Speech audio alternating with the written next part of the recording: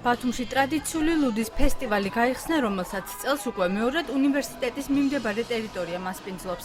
ფესტივალი ჯგუფ შავფაროსნების კონცერტით გაიხსნა. უნივერსიტეტის მიმდებარე დღეა ცისქვეშ გახსნილია ლუდის ბარი. საფესტივალო ტერიტორიაზე ლუდის შეძენა შესაძლებელია სპეციალური ვალუტით, ლუდის მონეტით. მსურველებს მონეტების შეძენა ლარნახევრად შეუძლიათ, შემდგომში კი მას სასურველ ლუდში ცვლიან. ფესტივალზე მოეწყობა შეჯიბრი ლუდის სმაშიც. გაფილტრული, გაუფილტრავი, შავი თუ თეთრი მოყვარულებს ფესტივალზე 5 სახეობის ლუდის დაგემოვნება შეუძლიათ. ფესტივალი ხვალდასრულდება 2 დღის განმავლობაში სტუმრები სხვადასხვა მომღერლებსა და მუსიკალურ ჯგუფებს მოусმენენ.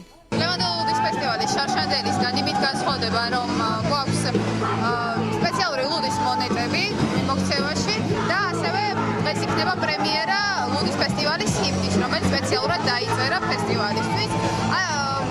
ფესტივალი ტრადიციულად ისევ შედგება მუსიკალური კომპონენტისგან, გვაქვს ცოცხალი მუსიკა, წარმოდგენილია 5 სახის ლუდი, სხვადასხვა და გამოსვლებს შორის, მუსიკალურ გამოსვლებს შორის იქნება სხვადასხვა შეჯიბრებები. ლონდონიდან ვარ, არა ვარ ქართველი, მამა მაქვს ირლანდიელი და ვიცი ლუდი რა არის, გაიზარდა ფაბები ლონდონში და მე უფრო მომეწონა ქართველის ლუდები და პირველი დრო რომ ახავარ ბათუმის ფესტივალი, თბილისის ვიხავი და ძალიან მომეწონა და ძალიან მოხსოვს საქართველოს.